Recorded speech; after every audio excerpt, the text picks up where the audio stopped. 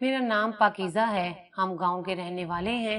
میرے والد ایک درزی تھے جو گھر میں بیٹھ کر لوگوں کے کپڑے سلائی کرتے تھے۔ میری ماں مجھے بہت پیار کرتی تھی، مگر جب میں 1 سال کی ہوئی تو میری ماں بہت بیمار ہو گئی۔ گاؤں کے کسی حکیم سے بھی میری اماں کو آرام نہیں آ رہا تھا۔ پھر ابا اماں کو شہر لے گئے۔ ابا نے 6 مہینے کا علاج کروایا تھا مگر بہتری نہیں آ رہی تھی، اس لیے اماں کو شہر لے جانا پڑا۔ اب مجھے دادی سنبھالتی تھی اور پھپھو بھی۔ اماں کی حالت دن بدن خراب ہوتی جا رہی تھی۔ شہر کے ہسپتال میں اماں ابا تقریباً 2 ہفتے رہے۔ اس کے بعد ڈاکٹرز نے اماں کو لا علاج قرار دیتے ہوئے گھر بھیج دیا اور گھر آنے کے 3 ہفتوں کے بعد اماں دنیا سے چل بسیں۔ میں تو بہت چھوٹی تھی، مجھے تو ماں سے جدائی کے دکھ کا پتہ نہیں تھا، مگر ماں کی ضرورت تو تھی اور میری بوڑھی دادی مجھے سنبھال نہیں پا رہی تھی۔ ان کو اماں کے جانے کے صدمے نے نڈھال کر رکھا تھا اور ابا تو بالکل خاموش ہو گئے تھے۔ میری پھپھو کچھ دن مجھے سنبھالتی رہی مگر پھر وہ اپنے گھر چلی گئی۔ ان کا گھر شہر میں تھا، اس لیے بار بار آنا جانا ان کے لیے بہت مشکل تھا۔ اب میں اپنی دادی اور ابا کے پاس اکیلی تھی۔ میں بہت روتی تھی اور مجھے سنبھالنا ان دونوں کے بس سے باہر ہوتا جا رہا تھا۔ محلے والے اور رشتے دار دادی کو مشورہ دیتے کہ ابا کی دوسری شادی کر دیں، مگر ابا نہیں مانتے تھے۔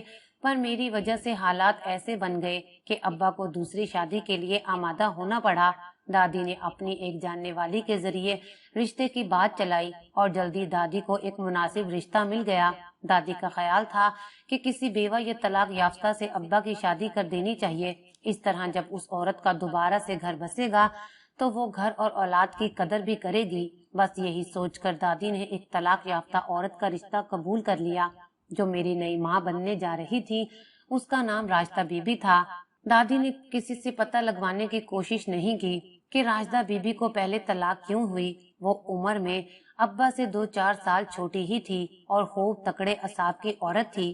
دادی نے سوچا کہ ایسی عورت ہی بچے اور گھر کو سنبھالے گی۔ اسی طرح بالکل سادگی کے ساتھ دادی راشدہ بی بی کو بیاہ لائیں۔ شادی کے پہلے دن ہی دادی نے 1 سال کی بچی یعنی مجھے ان کی گود میں ڈال دیا اور کہا کہ آج سے تمہیں اس کی ماں ہو، اس کا خیال اپنی سکی اولاد سمجھ کر کرنا۔ اس طرح میں راشدہ بی بی کی پرورش کے سائے میں پلنے لگی۔ میں جب تک 5 سال کی ہوئی تب تک تو ابا اور نئی اماں کے ہاں دوسری اولاد نہیں ہوئی تھی۔ میری نئی ماں کسی حد تک مجھے سکی ماں بن کر پال رہی تھی، سارے گھر کی ذمہ داریاں اٹھا رہی تھی۔ لیکن جیسے ہی میری عمر کا 6واں سال شروع ہوا، نئی اماں کے ہاں امید کی کرن جاگ اٹھی۔ اپنے بچے کے آنے کی خوشی کس کو نہیں ہوتی، اس لیے میری سوتیلی امی کو بھی تھی۔ 9 مہینے کا وقت کیسے گزرا اور کیسے نہیں، یہ پتہ ہی نہیں چلا۔ جیسے ہی اماں کی گود میں اس کی اپنی اولاد آئی، وہ میرے لیے نئی اماں سے سوتیلی اماں بن گئی۔ کہنے کو تو میرا بھائی اس دنیا میں آیا تھا مگر اسی کی وجہ سے مجھے نظر انداز کیا جانے لگا۔ میں اب دادی کے پاس رہنے لگی تھی اور اماں ہر وقت اپنے بیٹے کے لاڈ پیار کرتی تھی۔ ابا کو سلائی کے کام سے فرصت ملتی تو وہ اپنے بیٹے کو گود میں اٹھائے پھرتے اور میں چپ چاپ ابا اماں کو دیکھتی رہتی۔ میرے دل میں احساس کمتری پلنے لگا تھا اور اسی احساس نے مجھ سے میرا بچپن چھین لیا تھا۔ بس ایک دادی تھی جو مجھ سے بہت پیار کرتی تھی اور میرا خیال رکھتی تھی۔ میں نے بھی دھیرے دھیرے دادی کو ہی اپنا سب کچھ مان لیا اور ہر وقت سائے کی طرح ان کے ساتھ رہنے لگی۔ دادی ہی مجھے تیار کر کے اسکول بھیجتی اور میرے کھانے پینے کا بھی خیال رکھتی، کیونکہ ایک دن دادی نے اماں سے کہہ دیا کہ پاکیزہ کا خیال رکھ لیا کرو، آخر وہ بھی تمہاری اولاد ہے۔ تب اماں نے دادی سے صاف کہہ دیا کہ جتنا خیال رکھنا تھا رکھ لیا، اب میں اپنی اولاد کا خیال رکھوں یا اس کا؟ اماں کا جواب سن کر دادی کو چپ لگ گئی۔ پھر اس کے بعد دادی نے کبھی اماں سے میرے بارے میں بات تک نہیں کی۔ ایسے ہی 3 سال گزر گئے۔ میں 9 سال کی ہو چکی تھی اور 10ویں سال میں لگی تھی۔ اب میں باتوں اور رویوں کو محسوس بھی زیادہ کرتی تھی اور سمجھتی بھی تھی۔ دادی کی بوڑھی ہڈیوں میں اب اتنی طاقت نہیں رہی تھی کہ وہ میرے سارے کام کر سکتی۔ ایک دن دادی نے ابا سے بات کی اور کہا کہ اپنی بیوی کو سمجھاؤ کہ وہ پاکیزہ کو بھی اپنی بیٹی جیسا پیار دے۔ بن ماں کی بچی کو ایسے نظر انداز کرنا اچھی بات نہیں ہے۔ ابا نے اماں سے بات کی ہوگی تبھی وہ تھوڑا بہت میرا خیال رکھنے لگی، مجھے کھانا دے دیتی اور سکول بھیج دیتی۔ میں اتنے میں ہی خوش ہو گئی اور اماں کے ساتھ گھر کے کام کاج میں ہاتھ بٹانے لگ گئی۔ میں بس اتنا چاہتی تھی کہ اماں جیسے میرے بھائی سے پیار کرتی ہے ویسے ہی میرے ساتھ کرے۔ میں بھاگ بھاگ کر اماں کو چیزیں پکڑا دیتی، کھانا لگتا تو پانی کا جگ اور گلاس لے آتی، کبھی اماں کے پیر دبانے لگتی۔ میرے یہ سب کام کرنے کا یہ فائدہ ہوا کہ اماں نے مجھ سے ذرا آرام سے بات کرنی شروع کر دی، ورنہ پہلے تو وہ مجھے بہت ڈانٹتی تھی۔ میں تو بس پیار کی بھوکی تھی، مجھے اماں کا تھوڑا سا پیار ہی تو چاہیے تھا، مگر میں ساری زندگی اس پیار کے لیے ترستی رہی تھی۔ وقت تھوڑا اور آگے سرکا اور میں نے 5ویں جماعت پاس کر لی تو اماں نے ابا سے کہہ کر مجھے گھر بٹھا لیا۔ ویسے بھی گاؤں میں لڑکیوں کو پڑھانے لکھانے کا کوئی خاص رواج نہیں تھا، اس لیے ابا نے بھی کوئی مخالفت نہیں کی، اور دادی کی تو اب کوئی سنتا ہی نہیں تھا۔ وہ تو اتنی ضعیف ہو چکی تھی کہ ٹھیک سے چل پھر بھی نہیں سکتی تھی۔ میں ان کو کھانا کھلاتی تھی اور ان کو سہارا دے کر واش روم لے جاتی تھی۔ پھر ایسے ہوا کہ جب میں 13 سال کی ہوئی تو مجھ سے پیار کرنے والی میری دادی مجھے دنیا میں اکیلا چھوڑ کر چلی گئی۔ کہنے کو تو اماں اور ابا اور بھائی بھی میرے ساتھ تھے، مگر حقیقت میں میرا اب کوئی نہیں رہا تھا۔ ابا نے تو جیسے مجھے نظر انداز کر دیا تھا۔ انہی دنوں ابا نے میرا رشتہ چچا عاشق کے بیٹے سلمان سے کر دیا تھا اور انہیں کہہ دیا کہ جیسے ہی میں 18 سال کی ہو جاؤں گی وہ مجھے رخصت کر دیں گے۔ سلمان کی گاؤں میں کریانے کی دکان تھی، اس کی رنگت کالی سیاہ تھی۔ میں اس رشتے پر راضی نہیں تھی، مگر مجھ میں اتنی ہمت نہیں تھی کہ میں ابا سے کوئی بات بھی کر سکوں۔ میں تو اماں سے بھی کچھ نہیں کہہ پاتی تھی۔ سال بعد 2 جوڑے اماں جو مجھے بنا دیتی تھی وہی میرے لیے بہت تھے۔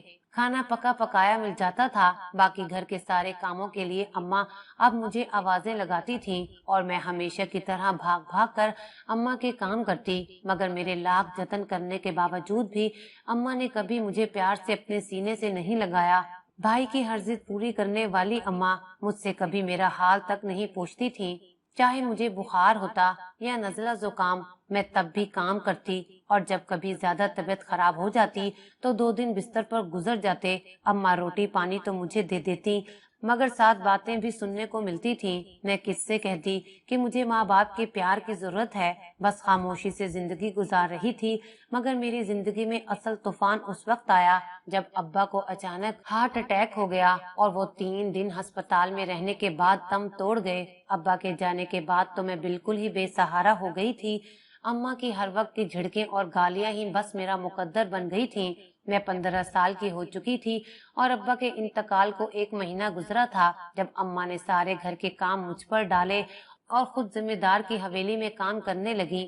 میرا بھائی 5ویں پاس کر چکا تھا، اماں نے اس کو شہر میں اپنے بھائی کے پاس بھیج دیا تاکہ وہ وہاں میٹرک کر سکے، مگر ابا کے جانے کے بعد گھر میں کھانے پینے کا سامان بھی ختم ہونے لگا تھا۔ تب اماں کو مجبوراً حویلی میں کام کرنا پڑا۔ اماں صبح کو ناشتہ کر کے حویلی جاتی اور شام کو واپس لوٹتی تھیں۔ میں سارا دن گھر کے کاموں میں لگی رہتی، کبھی صفائیاں کرتی تو کبھی کچن دیکھنے لگ جاتی اور کبھی آنگن میں رکھے پودوں کی دیکھ بھال کرنے لگ جاتی۔ میں چاہتی تھی کہ اماں کو گھر کی ہر چیز صاف ستھری نظر آئے اور کوئی کام نہ کرنا پڑے، کیونکہ وہ اپنے اور ہم دونوں بہن بھائیوں کے لیے ہی حویلی میں کام کرنے جاتی ہیں۔ حویلی سے واپسی آتے ہوئے حویلی کا بچا ہوا کھانا اماں ساتھ لے آتی اور ہم دونوں ماں بیٹی وہی کھانا کھا کر سو جاتے۔ اماں پہلے بھی مجھ سے بہت کم بات کیا کرتی تھی، مگر جب سے حویلی میں کام کرنا شروع کیا تھا تب سے تو بالکل بات کرنے کا موقع ہی نہیں ملتا تھا۔ رات کو جب اماں بستر پر لیٹتی تو میں اماں کے پیر دباتی تاکہ وہ سکون سے سو سکے۔ اماں سو جاتی اور میں پیر دباتی رہتی۔ جب مجھے نیند آتی تب میں سو جاتی اور صبح سویرے ہی میں جاگ جایا کرتی تھی۔ حویلی سے ملنے والے پیسے اماں سنبھال کر رکھ لیتی۔ اماں نے کچھ پیسوں کی ایک چھوٹی سی کمیٹی ڈال دی تھی تاکہ بھائی کی پڑھائی میں کام آ سکے۔ کھانے پینے کے لیے بچا ہوا کھانا اماں لے آتی تھی، اس میں سے جو بچ جاتا وہ اگلے دن دوپہر کو میں کھا لیا کرتی تھی، کیونکہ اماں کہتی تھی کہ اگر گھر میں کھانا پکائیں گے تو سارے پیسے اسی میں لگ جایا کریں گے۔ میں تو پہلے ہی اماں کی ہر بات کو حکم سمجھتی تھی۔ ایسے میں اماں کو حویلی میں کام کرتے ہوئے 3 سال گزر گئے تھے۔ میں 18 سال کی ہو گئی تھی اور چچا عاشق وعدے کے مطابق اب مجھے اپنی بہو بنانا چاہتے تھے۔ انہوں نے شادی کی ساری تیاریاں کر لی تھی اور اماں نے ان سے کچھ دن کا وقت مانگا تھا، کیونکہ حویلی میں بڑے ذمہ دار کا انتقال ہو گیا تھا اور حویلی میں کام بڑھ جانے کی وجہ سے اماں مجھے اپنے ساتھ لے جاتی تھی۔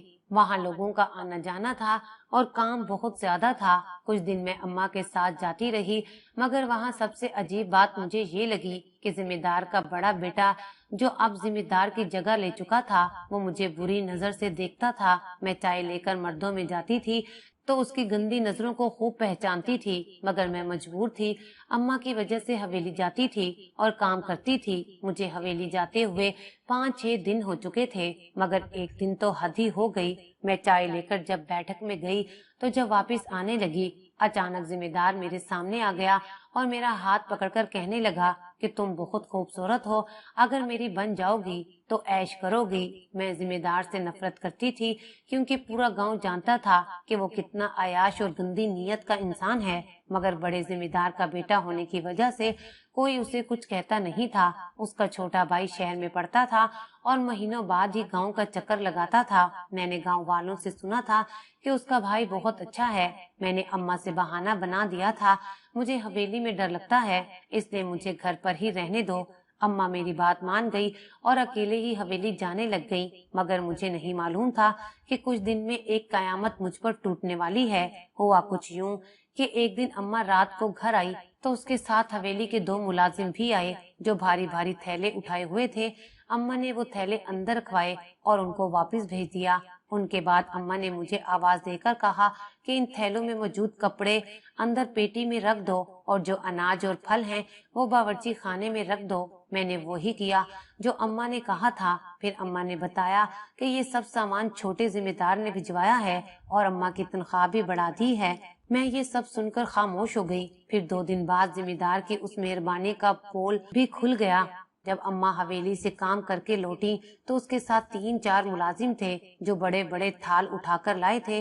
वो थाल रखकर चले गए तो अम्मा ने मुझे आवाज देकर बुलाया और थाल दिखाने लगी। एक में कीमती कपड़े थे, एक में जेवर और सिंगार का सामान था। अम्मा ने बताया कि जिम्मेदार मुझसे शादी करना चाहता है और अम्मा ने मेरा रिश्ता सलमान से तोड़कर जिम्मेदार से तय कर दिया है। ये सुनकर तो मेरे पैरों के नीचे से जमीन निकल गई, मगर ये फैसला अम्मा का था। मैं ना चाहते हुए भी कुछ ना बोल सकी। अगले दिन ही मेरा निकाह हवेली ले जाकर जिम्मेदार से कर दिया गया। हवेली में जिम्मेदार के अलावा और कोई नहीं रहता था, क्योंकि छोटा भाई तो शहर में पढ़ता था और माँ बाप मर चुके थे। मेरी शादी जबरदस्ती जिम्मेदार से की गई थी।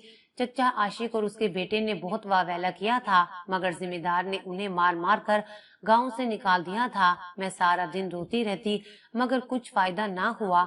जब रात को जिम्मेदार ने मुझे ये बताया कि उसने मेरी माँ को एक मोटी रकम दी है और हर महीने उसे पैसे देने का वादा किया है ताकि वो हवेली में काम पर ना आए, तो ये सुनकर मैं शदीद सदमे में चली गई और अपने आंसू भी अपने अंदर ही उतार लिए थे। जमींदार वो इंसान था जिसे अयाशी के अलावा कुछ आता ही नहीं था, और मुझे तो हवेली में आने के बाद पता चला था कि वो पहले से शादीशुदा था।